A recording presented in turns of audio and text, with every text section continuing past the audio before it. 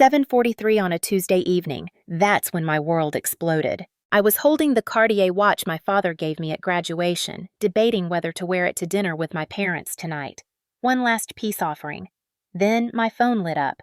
Marcus Thorne. My attorney never called after hours unless something was catastrophically wrong. "Eleanor, don't go to that dinner." His voice had an edge I'd never heard before. Sharp, urgent, afraid. "Marcus, what?" "Your parents filed an emergency guardianship petition this morning. They're claiming you're mentally incompetent to run Vance Innovations." The words hit like a physical blow. My coat slipped from my hands, pooling on the marble floor. The room tilted. "That's impossible. I just closed a $20 million deal. The board gave me a standing ovation last week." "I know, but they have 2 psychiatrist evaluations: erratic behavior, poor judgment, emotional instability. Eleanor, they're moving fast. If we don't respond now, they could freeze your company accounts within 72 hours. My legs gave out. I sank onto the bed, gripping the phone so hard my knuckles turned white. My own parents. The people who built Vance Innovations from nothing. The people who taught me everything. They weren't trying to help me. They were trying to destroy me. Before we go any further, if you've ever felt betrayed by the people you trusted most, if you've ever had to fight for what's rightfully yours, hit that like button and subscribe. Drop a comment below telling me if you've ever had to stand up to family. Your story matters and I want to hear it. Now let me take you back to where this nightmare really began. The story actually starts almost 2 years before that phone call on a crisp October morning when I walked into the Vance Innovations headquarters as the newly appointed CEO. I was 29 years old, wearing a charcoal gray suit I'd bought specifically for this moment, my hair pulled back in a sleek bun that made me look older, more serious, more worthy of the title embroidered on my office door. The press conference was scheduled for 10 in the morning. The boardroom was packed with journalists, photographers, industry analysts, and every major player in the tech world. My father stood at the podium looking every inch the visionary founder he'd always been. Silver hair, perfectly styled, his Brioni suit fitting him like armor. My mother sat in the front row, elegant in cream silk, her smile warm and proud. At least, that's what it looked like to everyone else. "Today marks a new chapter for Vance Innovations." My father began, his voice carrying that commanding tone that had built an empire. "For 40 years, my wife Victoria and I have poured our hearts into this company. We've weathered storms, celebrated triumphs, and always kept our eyes on the future. Today, we're taking the next step in that journey. Today, we're entrusting that future to the next generation." He gestured to me, and I stood up, feeling hundreds of eyes on me. The applause was polite but measured. They were waiting to see if I would fail. My daughter Eleanor has proven herself time and again. She earned her MBA from Wharton at the top of her class. She spent 3 years at Goldman Sachs before joining Vance Innovations as VP of Strategic Development. In that role, she spearheaded our expansion into the Asian markets, resulting in a revenue increase of 28%. She secured the partnership with Takeda Technologies that revolutionized our supply chain. She's ready, and it's time for Victoria and me to step back and let her lead. The applause was louder this time, but I caught the glances exchanged between board members. The skeptical lift of eyebrows, the whispered comments behind hands. I was young. I was a woman in a male-dominated industry. And most damning of all, I was the boss's daughter. I stepped up to the podium, my prepared speech feeling suddenly inadequate. But I'd learned from the best. I looked directly at the cameras and spoke with conviction. "Thank you, Dad. Mom. Your legacy is one I'll honor every single day." I paused, letting that sink in before pivoting. But I'm not here to maintain the status quo. I'm here to push boundaries. The tech industry is evolving faster than ever, and Vance Innovations needs to evolve with it. Over the next year, we'll be launching 3 new initiatives focused on artificial intelligence, sustainable technology, and global accessibility. We're not just building products, we're building the future. The room erupted in questions. I fielded them all one by one, never hesitating, never fumbling. I'd spent weeks preparing for this moment, memorizing data, anticipating concerns, crafting responses that were both ambitious and grounded in reality. By the time the press conference ended, I saw something shift in those skeptical faces. Maybe, just maybe, I could do this. My father shook my hand on stage, pulling me into a brief hug for the cameras. "Well done, Eleanor," he whispered in my ear. But his grip on my shoulder was just a fraction too tight, his smile just a fraction too stiff. I told myself I was imagining it. The first 3 months were a whirlwind. I threw myself into the work with an intensity that bordered on obsession. I was in the office by 6 every morning and rarely left before midnight. I attended every meeting, reviewed every report, met with every department head. I needed them to see that I wasn't just the boss's daughter coasting on nepotism. I needed them to see that I could lead. And it was working. Our Q4 earnings exceeded projections by 15%. The AI initiative I'd proposed was gaining traction with major clients. Tech publications were starting to feature me in articles with titles like "The New Face of Innovation" and "Eleanor Vance Carrying a Legacy into the Future." But beneath the success, something was shifting. Something I didn't recognize at first because it was so subtle, so carefully orchestrated. It started with small things. I'd schedule a meeting with a key client only to arrive and find my father had already met with them that morning, offering additional perspective on our proposal. I'd make a decision about resource allocation only to have my mother gently suggest in the next board meeting that perhaps we should reconsider and get more input from senior advisors. "Eleanor, sweetheart," my mother said to me after one particularly frustrating meeting where she'd undermined my proposal for expanding our R&D budget. We were in her office, a space that smelled of expensive perfume and old money. "I'm not questioning your judgment. I'm trying to help you. The board needs to see that you're willing to listen, to be collaborative. You can't just charge forward with every idea."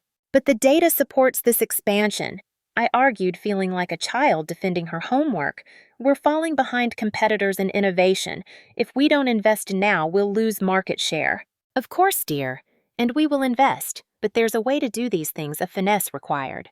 Your father and I have decades of experience navigating board politics. Trust us, we're on your side." I wanted to believe her. God, how desperately I wanted to believe her. The second major incident happened during a crucial pitch to a Japanese conglomerate worth $200 million. I'd been preparing for months, learning key phrases in Japanese, studying their corporate culture, building a presentation that was perfect down to the last detail. The meeting was set for 2 in the afternoon in our main conference room. I arrived at 1:30 to do a final tech check. The room was empty, the presentation loaded and ready. I went back to my office to review my notes one last time. At 1:55, I walked back to the conference room and found my father already there mid-presentation with the Japanese executives nodding and taking notes. My heart stopped. I stood in the doorway, paralyzed, watching my father deliver my pitch, my words, my ideas with a fluency and confidence that made them sound like they'd always been his. He saw me and didn't even pause. Eleanor, perfect timing. I was just walking our guests through the technical specifications. Why don't you join us?" I sat down numb and watched him finish my presentation. The executives were impressed, asking detailed questions that my father fielded with ease. Because of course he could. I'd sent him the full briefing document last week, thinking he'd want to be informed, never imagining he'd use it to steal my moment. After the meeting, after the executives left with promises to review our proposal, I confronted him in the hallway. "What the hell was that?" My voice was shaking. "That was my pitch, my deal. I've been working on this for 4 months. "And you did excellent work," he said smoothly, not even having the decency to look ashamed. "But the Nakamura group is old-fashioned. They prefer to deal with senior leadership, someone with experience. I was helping you close the deal." By cutting me out of it entirely. "Eleanor, don't be dramatic. You were there. You participated, and when they sign, it'll be your name on the contract. Isn't that what matters, the win?" He walked away before I could respond, leaving me standing in that hallway, feeling small and foolish and somehow guilty for being angry at all. The deal did close. 2 weeks later, we signed a contract worth $210 million. The board congratulated me. There was a company-wide email celebrating the win. My name was on everything, but I knew the truth, and so did my father. That night, I went home to my apartment overlooking Central Park and poured myself a glass of wine I didn't drink. I sat on my balcony in the October chill and wondered if this was what success was supposed to feel like. Hollow, borrowed, like wearing someone else's clothes that didn't quite fit. Winter came, and with it more warning signs I refused to see. In December, during our annual holiday party, I overheard a conversation I wasn't meant to hear. I'd gone to the executive lounge to take a phone call from a West Coast client, and as I approached the door, I heard voices inside. One was my father. The other was Jonathan Blackwood, our most senior board member and my father's closest friend. "She's doing well, all things considered," Blackwood was saying. "Better than I expected, honestly." "Yes, she's exceeded some benchmarks," my father replied. His tone was measured, careful. "But there are concerns. She's impulsive, pushes too hard on certain initiatives without considering the broader implications. The board's noticed." Nothing that experience won't fix. Perhaps, or perhaps she's reached her ceiling. There was a pause, the clink of ice in glasses. "Victoria and I have been discussing contingencies. If Eleanor continues down this path, if she keeps alienating key stakeholders with her aggressive approach, we may need to intervene." "Intervene how?" "We're exploring options. Nothing definitive yet, but we can't let the company suffer because of misplaced loyalty." I stood frozen in the hallway, my phone still pressed to my ear, though the client had already hung up. Misplaced loyalty. They were talking about removing me. My own parents were planning my downfall, and they spoke about it with all the emotion of discussing quarterly earnings. I didn't go into the lounge. I went back to the party, smiled at all the right people, gave a toast about teamwork and family and legacy, and I started paying attention in ways I hadn't before. January brought the first board meeting of the new year, and with it, my first real test. I'd been working on a proposal to acquire a smaller tech startup called Meridian Systems. They'd developed a revolutionary encryption algorithm that would put us years ahead of competitors. The price was steep, $60 million, but the strategic value was undeniable. I'd run the numbers 100 times. This was the right move. I presented to the board with confidence, walking them through the financials, the market analysis, the integration timeline. I'd prepared for every possible question, every conceivable objection. "This acquisition positions us as the leader in cybersecurity," I concluded. "It's not just about the technology. It's about the message we send to the industry. Vance Innovations is innovative, aggressive, and forward-thinking. This is exactly the kind of move that defines market leaders." The room was quiet. Then my father cleared his throat. "Eleanor, this is certainly ambitious." His smile was indulgent, almost paternal. "But I think we need to consider the risks more carefully. $60 million is a significant investment. Have we fully vetted Meridian's financials? Their client retention rates, the stability of their leadership team?" "Yes," I said firmly. "It's all in the briefing documents I sent last week. Their financials are solid. Client retention is at 92%, and their CEO has agreed to stay on for the transition period. And yet," my mother chimed in, her voice gentle as always, "we've heard concerning rumors about some of Meridian's business practices. Nothing confirmed, of course, but in this climate we can't afford even the appearance of impropriety." "What rumors?" I demanded. "I've done extensive due diligence. Their reputation is pristine." "Perhaps you should do more diligence," suggested Thomas Whitmore, another board member and a longtime ally of my parents. "I've heard similar concerns. It might be wise to table this discussion until we can investigate further." I looked around the table. Several board members were nodding, others avoided my eyes. The vote when it came was 7-4 against proceeding with the acquisition. After the meeting, I pulled my father aside. "Those rumors about Meridian, where did they come from?" "Does it matter?" He was already gathering his papers, ready to leave. "The board has spoken. Sometimes Eleanor leadership means accepting that you don't always get your way." But I couldn't let it go. I spent the next week digging into Meridian Systems, looking for any hint of the impropriety my mother had mentioned. There was nothing. Their record was impeccable. The rumors, it seemed, had materialized out of thin air just in time to kill my proposal. And then, 3 weeks later, I found out why. I was reviewing financial statements when I noticed a transaction that caught my eye. A consulting fee paid to something called Meridian Strategic Group. Not Meridian Systems, the company I'd wanted to acquire. A different entity entirely. The payment was for $45,000 coded under Strategic Advisory Services. I pulled up more records. There were other payments to Meridian Strategic Group. $12,000 in November, $28,000 in December, $32,000 in January, all coded the same way. all approved by my father during his final months as CEO. I called our CFO, a man named Robert Chin, who'd been with the company for 15 years. "Robert, what can you tell me about Meridian Strategic Group?" There was a pause.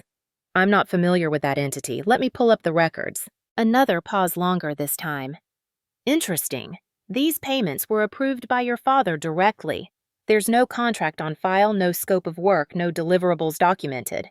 "Who are they?" "I have no idea. The payments go to an account in the Cayman Islands. That's all I can see." I thanked Robert and hung up. Then I called Marcus Thorne. If anyone could trace a shadow payment to an offshore account, it was Marcus. What he found 2 weeks later made my blood run cold. Meridian Strategic Group was a shell company. It had been created 6 months before I became CEO, and its sole purpose seemed to be receiving payments from Vance Innovations. The money then flowed to several other accounts, eventually landing in personal accounts belonging to various individuals. Including Marcus discovered accounts linked to my parents. They weren't just undermining me, they were stealing from the company. But I couldn't prove it. Not definitively. The trail was too complex, too carefully constructed, and if I accused them without ironclad evidence, I'd look paranoid, unstable, exactly what they'd been quietly suggesting to the board for months. I sat on the information gathering more evidence, building a case, and I watched my parents more carefully than ever before. February was when things started to accelerate. I noticed my mother having lunch with board members I'd thought were loyal to me. I saw my father in quiet conversations with department heads, conversations that stopped the moment I approached. I found out that several key employees had been offered retention bonuses, funded through a discretionary account my parents controlled. They were building something, a network of loyalty that bypassed me entirely. In March, I made a decision that I thought would change everything. I fired Gregory Mason, our chief technology officer. Greg had been with Vance Innovations for 12 years, and he'd been a disaster for the last 6 months. Projects were delayed, budgets were ballooning, and his team's morale was at an all-time low. Every metric showed he needed to go. But Greg was my father's hire. Greg had been his protege, and my father was furious. "You fired Greg Mason without consulting me!" He barged into my office the morning after I'd made the announcement, his face red with anger. "Do you have any idea what you've done?" "I fired an underperforming executive," I said calmly, though my heart was racing. "It's my job. Your job is to run this company, not destroy it." Greg was working on critical projects that required his specific expertise, projects that were 6 months behind schedule and $2 million over budget. His team submitted a formal complaint about his management style. I had no choice. "You always have a choice, Eleanor, and you chose wrong." He leaned on my desk, his voice dropping to something dangerous. "This company has relationships, understandings, loyalties that you clearly don't appreciate. Greg Mason may not have been perfect, but he understood how things work here. You're so busy trying to prove yourself that you're alienating the people who've made this company what it is. People like you." The words hung between us. My father straightened, his expression going cold. "Be careful, Eleanor. You're not as secure in that chair as you think you are." He left, and I sat there shaking. That had been a threat, a direct, undeniable threat. The next board meeting was brutal. My decision to fire Greg Mason was the first item on the agenda brought up by Blackwood as a matter of concern. "I'm worried about the pattern we're seeing," Blackwood said, his voice grave. "Eleanor making unilateral decisions without board input. This is exactly the kind of impulsive behavior that concerns us." "It wasn't impulsive," I argued. "I have documentation of Greg's performance issues going back 8 months. His termination was justified and necessary." "Perhaps," my mother said softly. "But the optics are troubling, dear. Greg was respected. He had relationships with key clients. By firing him so abruptly, you've sent a message that loyalty doesn't matter here." "Loyalty does matter," I shot back. "But performance matters more. If we keep underperforming executives just because they've been here a long time, we'll never move forward." The discussion went on for an hour. In the end, my decision stood, but barely. The vote was 6-5 in my favor, and I could see the cracks forming. I was losing support one board member at a time. April brought a small victory. I closed a major deal with a European telecommunications company, a contract worth $90 million over 3 years. It was all mine. No interference from my father, no last-minute interventions from my mother. Just me, my team, and months of hard work paying off. The company celebrated. There were congratulatory emails, press releases, and another feature article, this time in the Wall Street Journal, with a photo of me in my office looking every inch the confident CEO I was trying so hard to be. But even that victory felt hollow when I overheard two junior executives talking in the break room. "She got lucky with that deal," one of them said. "Right place, right time." "Yeah, well, let's see if she can keep it up. My bet is Richard steps back in before the end of the year. You don't really think they'd leave the company to her permanently, do you?" I walked away before they could see me, but their words echoed in my head for days. Was that what everyone thought, that I was a placeholder? A temporary solution until the real leaders decided to take back control. May was when I found Samantha Green's first warning. Samantha was a financial analyst barely 26 years old who worked 3 floors below mine. I knew her name from reports, but couldn't have picked her out of a lineup.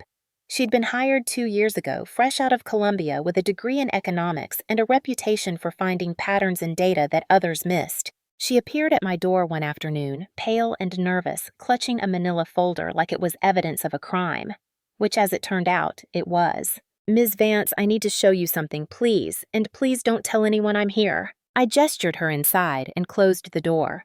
"What is it?" She opened the folder with shaking hands.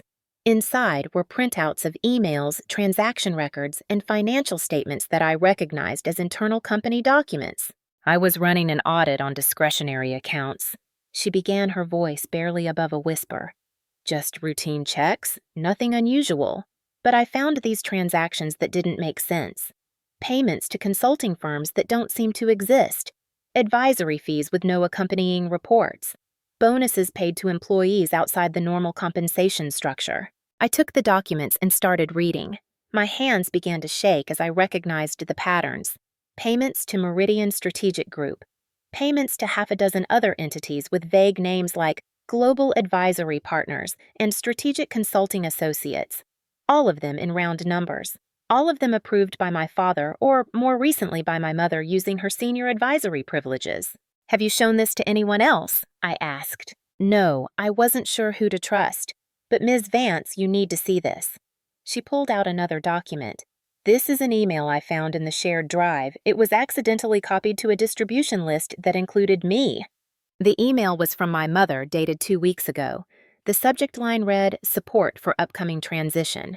I read it 3 times each word, feeling like a punch to the gut. "Dear friends, thank you for your continued patience during this difficult period. As you know, Richard and I remain deeply committed to Vance Innovations and its future. While we had hoped Eleanor's leadership would provide the stability we all desire, it's become clear that the challenges facing our industry require more experienced guidance. We are currently exploring options for ensuring the company's long-term success, and we want you to know that your loyalty will not be forgotten. Compensation adjustments will be made accordingly once we have established more stable leadership structures. Your discretion in this matter is as always appreciated. With warmest regards, Victoria Vance." "This is a bribe," I said quietly. "She's buying loyalty." "Yes, ma'am, and there are more emails like this. All carefully worded, all deniable if anyone questions them, but the implication is clear. They're planning to remove you." I looked at Samantha, this young woman who'd risked her career to bring me this information. "Why are you telling me this?" Her eyes met mine, and I saw steel beneath the fear.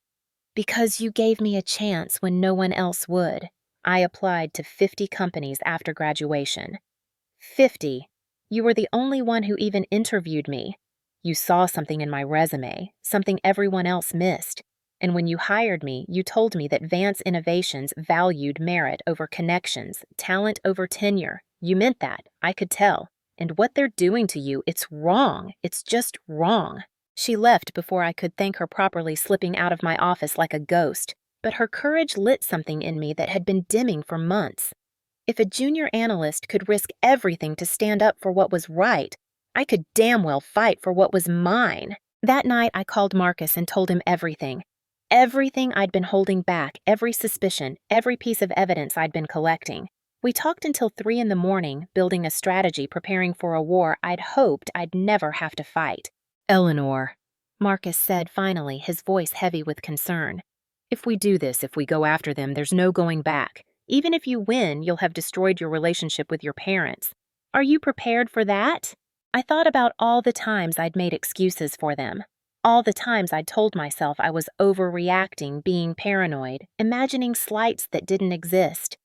I thought about that little girl who'd idolized her father, who'd wanted nothing more than to make her parents proud. I don't have a relationship with my parents anymore, I said quietly. I have a relationship with two people who are trying to destroy me. There's a difference. June arrived with unseasonably warm weather and the growing sense that something was about to break. I could feel it in every board meeting, every corporate event, every interaction with my parents. We were all circling each other predators, waiting for someone to make the first move. I hired a private investigator. His name was Daniel Cross, a former FBI agent who specialized in corporate fraud. I gave him everything I had: the transaction records, the emails, the shell companies. 3 weeks later, he came back with a report that was even worse than I'd imagined. The embezzlement went back years, not months. It had started small during my father's tenure as CEO, just a few thousand here and there coded as legitimate expenses. But in the year since I'd taken over, it had exploded. Hundreds of thousands of dollars flowing out of company accounts into offshore entities that eventually led back to personal accounts controlled by my parents. They're not just stealing, Daniel told me in his office, a sparse room in Midtown with none of the polish I was used to. They're systematically draining company resources while simultaneously undermining your authority. It's a coordinated attack. Can you prove it in court? With what we have now, it's circumstantial. Good enough to raise serious questions, enough to trigger an investigation. But to convict, we'd need more.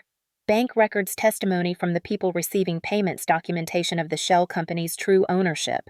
How long would that take? Months, maybe years if they've covered their tracks well, which it looks like they have. I left his office feeling defeated. I had evidence, but not enough. I had suspicions, but not proof. And meanwhile, my parents were moving forward with their plan to remove me. The breaking point came in early July, right before the 4th of July weekend. I'd planned to spend the holiday at my apartment working on strategy with Marcus building our case. But my mother called and insisted I come to the Hamptons estate for a family dinner. Just the three of us, she said, her voice warm and maternal.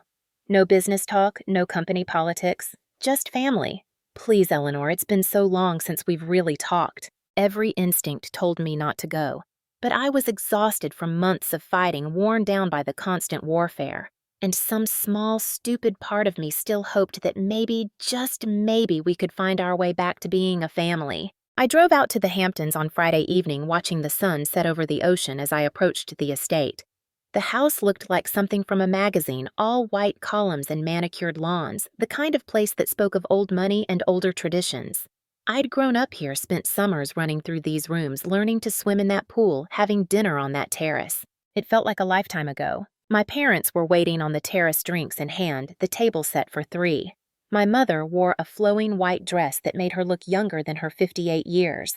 My father was in khakis and a polo shirt, the picture of casual wealth. They both smiled as I approached, but neither smile reached their eyes. Eleanor, darling, you made it. My mother kissed my cheek. You look thin. Are you eating enough? I'm fine, Mom. Well, we'll fix that tonight.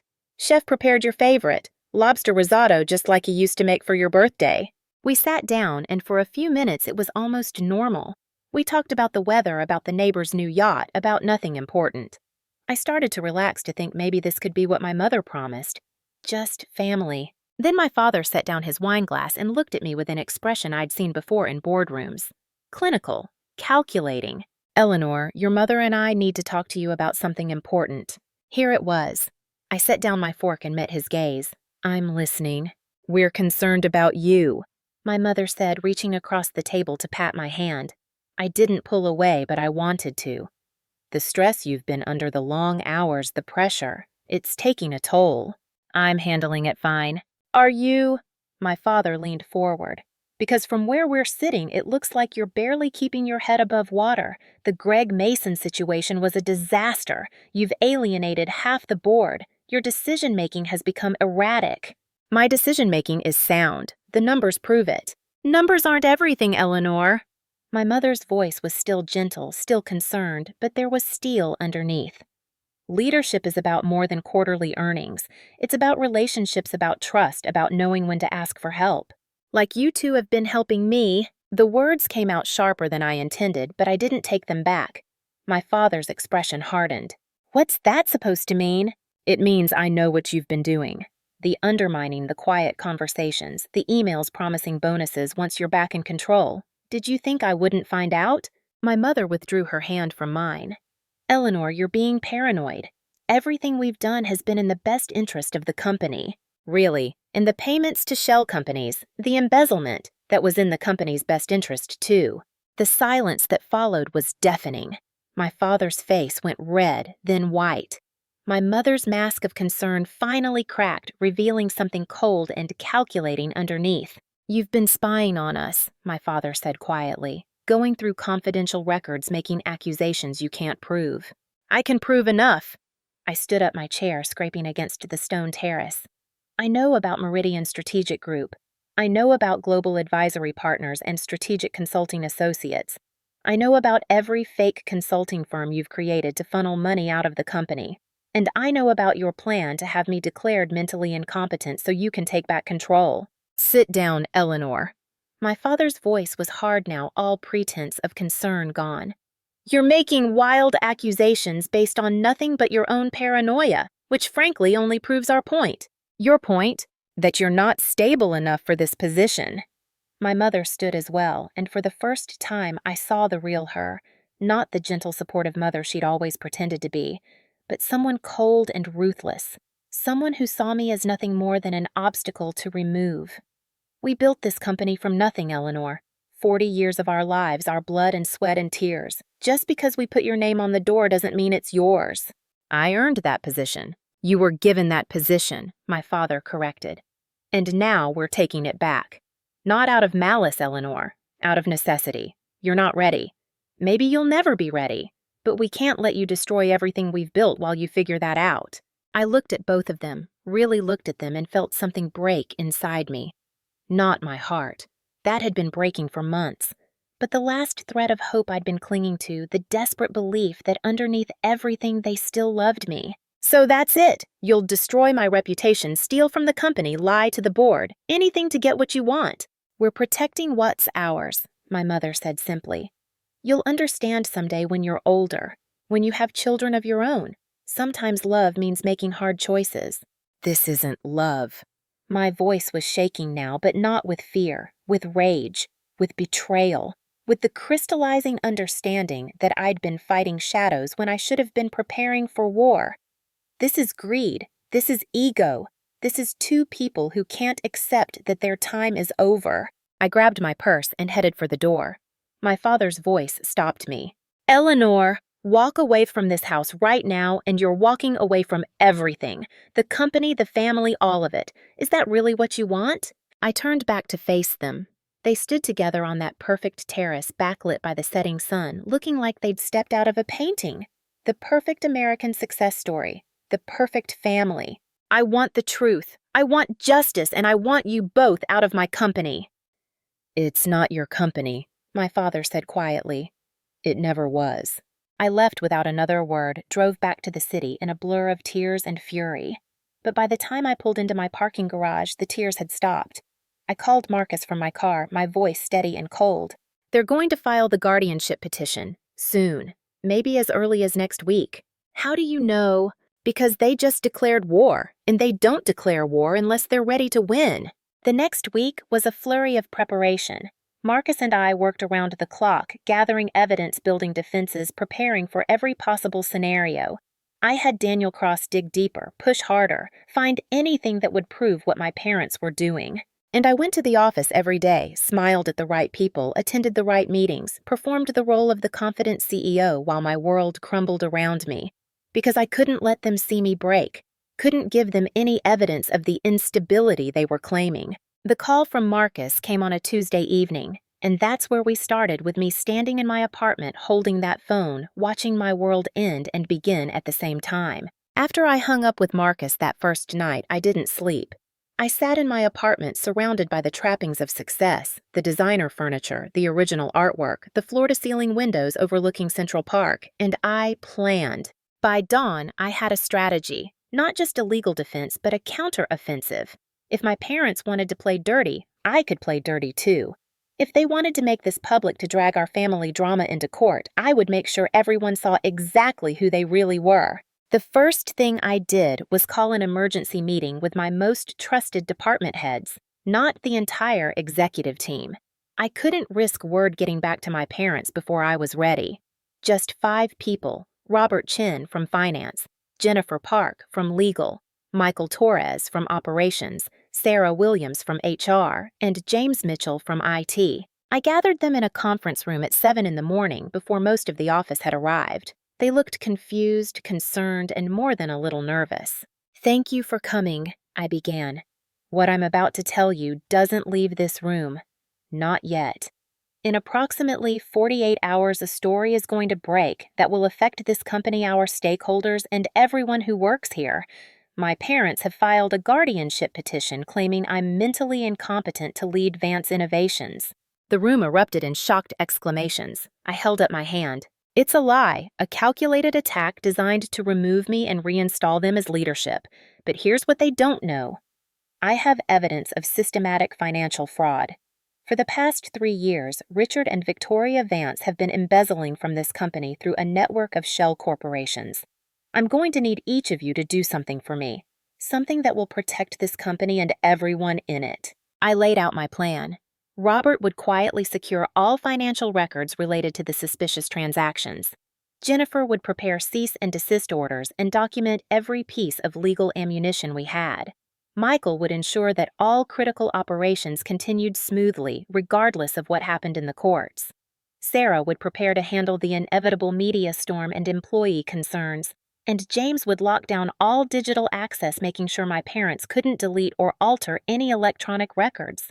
"This is going to get ugly," I told them. "It's going to get public and it's going to get personal.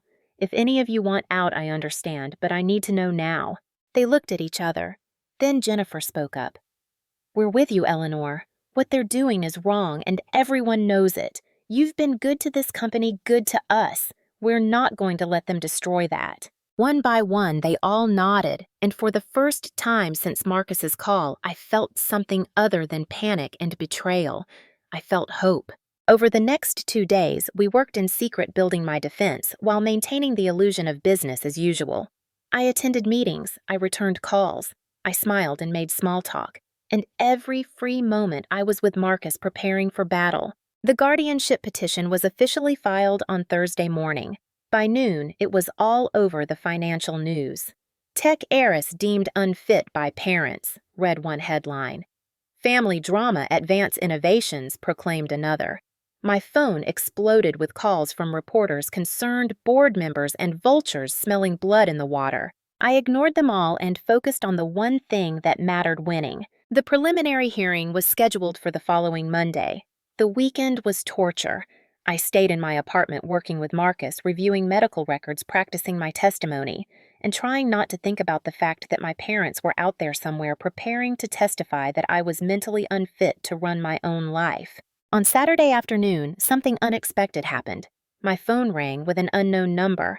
I almost didn't answer, but something made me pick up. "Ms. Vance, this is Dr. Harrison Caldwell. I'm one of the psychiatrists who provided an evaluation in your parents' petition."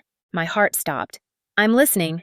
"I need you to know that I never examined you, never met you, never spoke to you.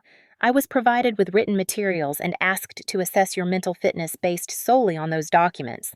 I've been a psychiatrist for 30 years, and I've never done something like this before, but the fee was substantial, and I was assured it was standard procedure for guardianship cases."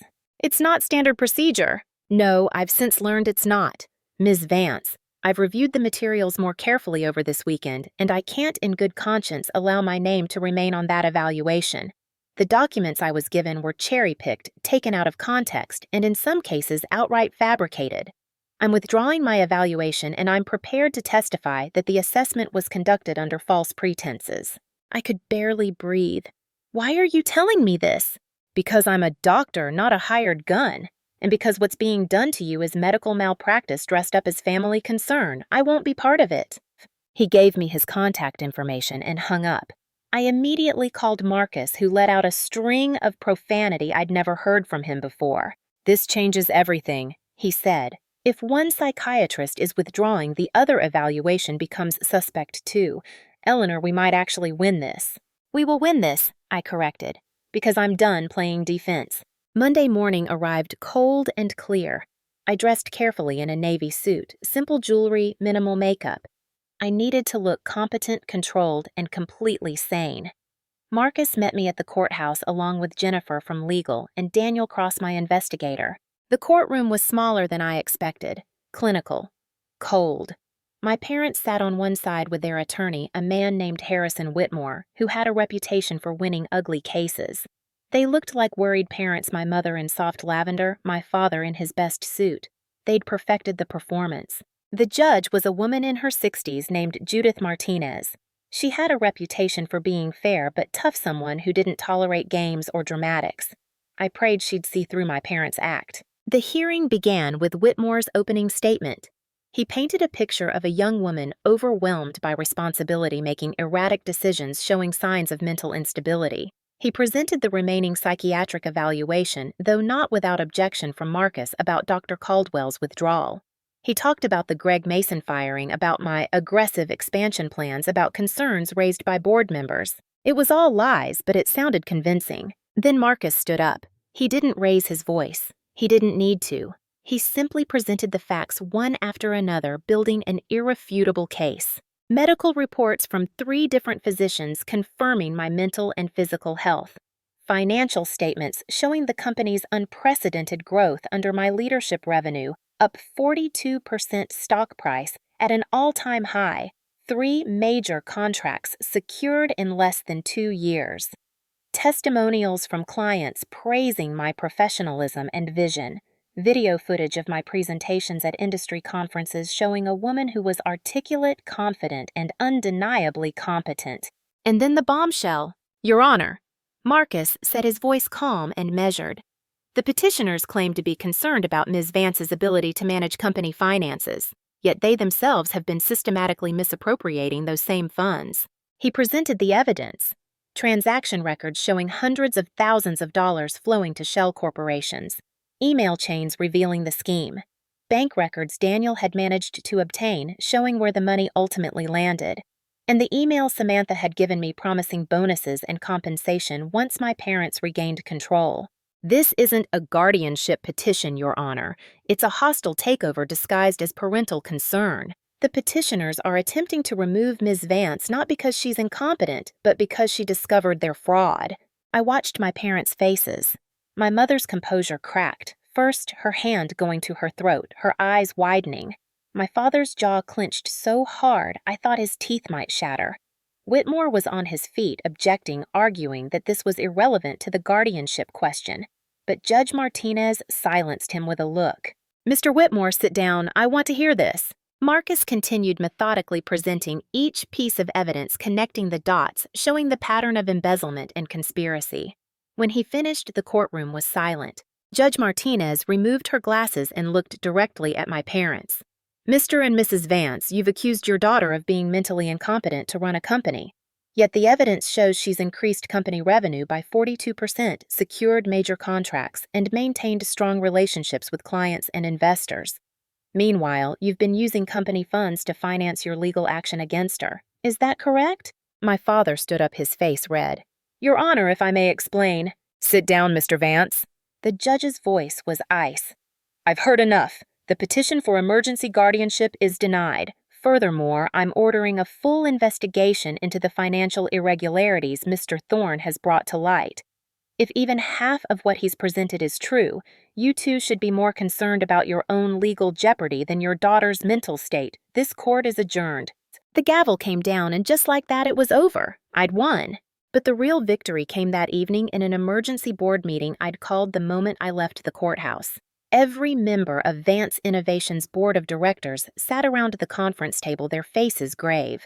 I'd sent them all the evidence an hour earlier. They'd had time to review it, time to understand what had been happening under their noses. Marcus presented the case again more thoroughly this time. He showed them everything: the shell companies, the embezzlement, the emails, the attempted bribery. He walked them through every transaction, every lie, every manipulation. When he finished, the room was silent. Then Blackwood, my father's oldest friend, spoke up. I've known Richard Vance for 40 years, he said, his voice heavy. I stood at his wedding. I was there when Eleanor was born. I've considered him not just a colleague, but a brother. He paused, looking down at the documents in front of him. But what I'm seeing here isn't the work of a friend or a father. It's the work of a criminal. I move that we remove Richard and Victoria Vance from all positions within this company, effective immediately. I second, said Margaret Chin, another board member who'd always been friendly with my mother. The vote was unanimous. 12 hands raised, not a single dissent. My mother tried to speak, her voice breaking. We only wanted what was best for the company, for Eleanor. We built this from nothing, Richard and I. 40 years of our lives. You built it. I interrupted, my voice steady and cold. But you were willing to destroy it to keep control. That's the difference between us, Mother. I love this company more than I love winning. My father stood up, his chair scraping loudly against the floor. He looked at me with something I'd never seen before in his eyes. Not anger, not disappointment, but a kind of bewildered hurt, as if he genuinely couldn't understand how this had happened. You're making a mistake, Eleanor, he said quietly. Someday you'll understand what we were trying to do. I understand perfectly, I replied. You were trying to save yourselves at my expense. Now get out. They were escorted from the building by security. I watched them go. 2 people who looked suddenly old and small, their power stripped away, their masks finally removed. I felt no triumph, no satisfaction, just a hollow sense of completion. The weeks that followed were a whirlwind. The story broke everywhere: major newspapers, business journals, network news. Tech heiress fights off parental coup, read the headlines. Eleanor Vance exposes family fraud. I gave one interview, carefully scripted with Marcus's input, where I explained that the company was stronger than ever and that we were focused on moving forward. The investigation Judge Martinez ordered led to criminal charges. My parents hired the best defense attorneys money could buy, but the evidence was overwhelming. They ended up pleading guilty to embezzlement and fraud, receiving probated sentences and massive fines. They lost everything: their positions, their reputations, their standing in the industry they'd helped build. I should have felt vindicated, but mostly I just felt tired. 2 months after the board vote, I stood in my office at dawn, looking out over the city as it woke up. The sun was rising over the East River, painting the sky in shades of gold and pink.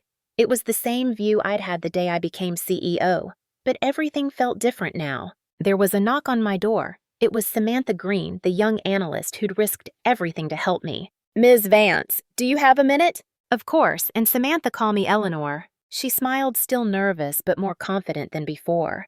I wanted to thank you for believing me, for fighting back, and I wanted you to know that everyone here, all of us, were with you. What you did took courage. What you did took courage, I corrected. You could have stayed quiet, kept your head down, but you didn't. That matters more than you know. After she left, I sat down at my desk and pulled up the company's quarterly reports. Revenue was up another 12%. We'd just signed 2 new major contracts.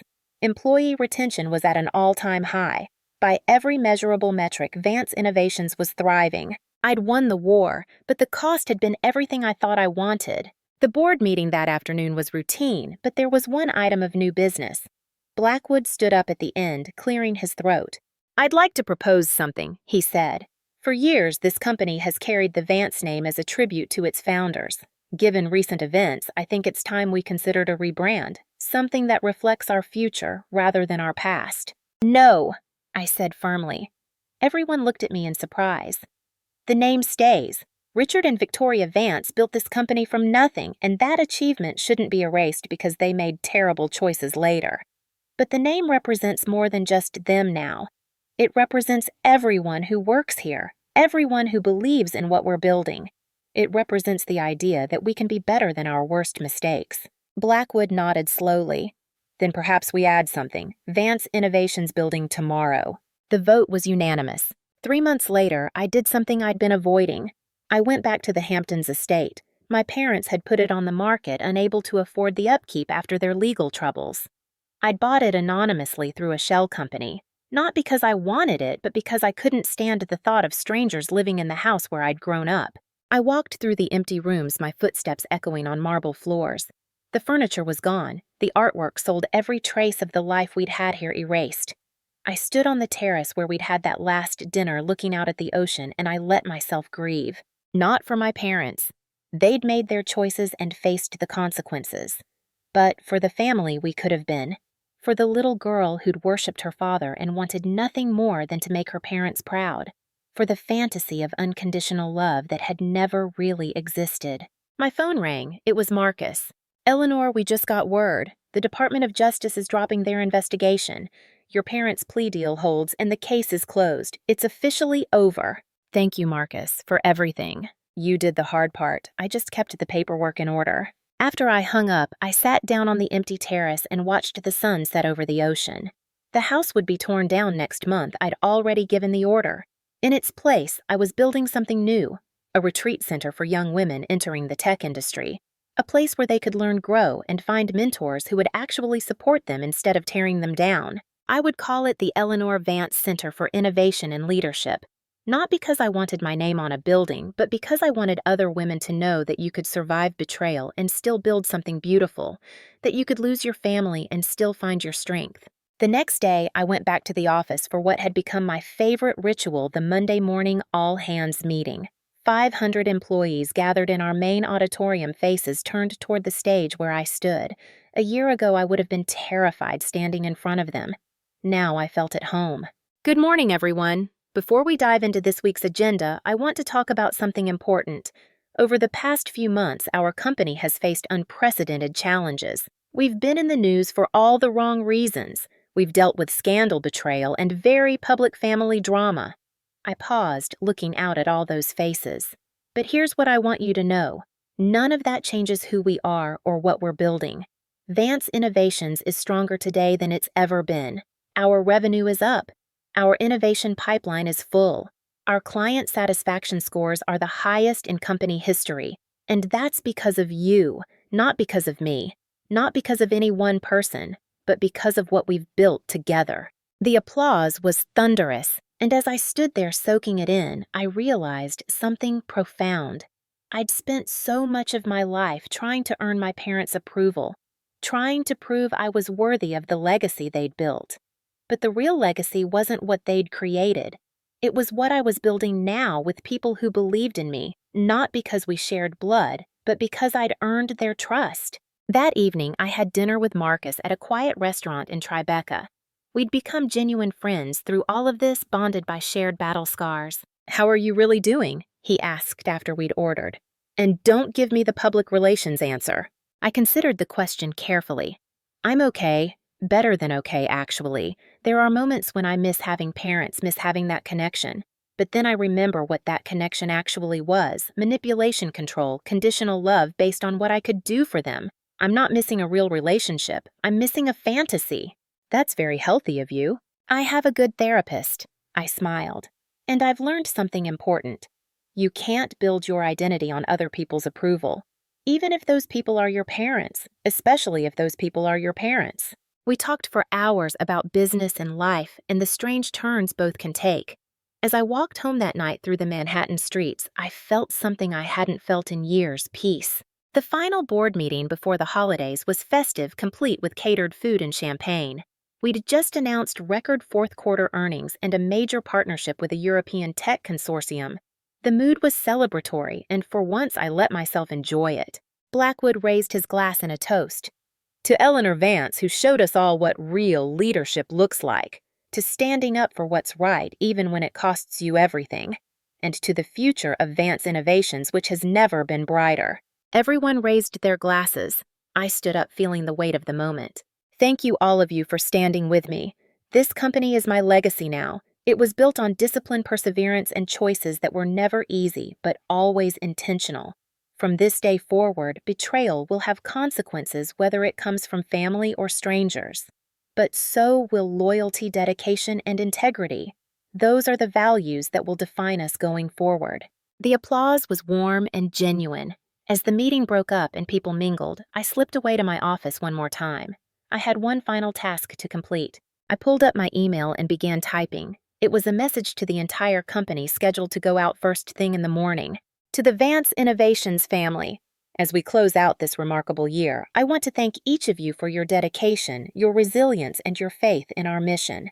This year tested us in ways we never anticipated, but we didn't just survive those tests. We thrived. We grew stronger, more united, and more committed to our values. I'm proud of this company. I'm proud of what we've built together, and I'm excited about what we'll accomplish in the years to come. Here's to building tomorrow together. Eleanor. I hit send and closed my laptop. Then I walked down the hallway one last time past the executive offices, past the conference rooms, past all the spaces where I'd fought and bled and finally won. I stopped outside what used to be my father's office. It had been converted into a collaboration space now filled with whiteboards and comfortable chairs and young employees brainstorming the next big innovation. The nameplate was gone, replaced by a simple sign that read, "Think big, work hard, be kind."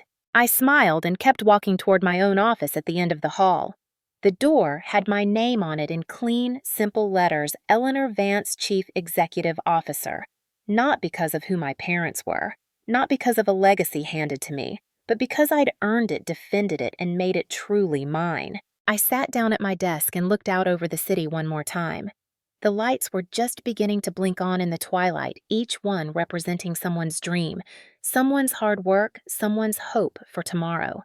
My company's lights were among them, bright and steady and strong. I'd protected what they tried to steal. I'd defended what they tried to destroy. The legacy was mine now, truly, completely mine. And I was just getting started. Sometimes the greatest act of love is knowing when to walk away. Sometimes the strongest thing you can do is refuse to let someone diminish you, even if they share your blood. I built my empire, defended my legacy, and found my strength not in spite of my family's betrayal, but because of it. They wanted to break me. Instead, they forged me into something unbreakable. So here's my question for you. Have you ever had to choose between loyalty and self-preservation? Have you ever had to fight the people who were supposed to fight for you? Drop your story in the comments. Hit that subscribe button if you believe standing up for yourself is never wrong, even when it costs you everything. And smash that like button if you know that sometimes the family you need isn't the one you're born into, but the one you choose. Your story matters, your strength matters, and you are never alone in this fight.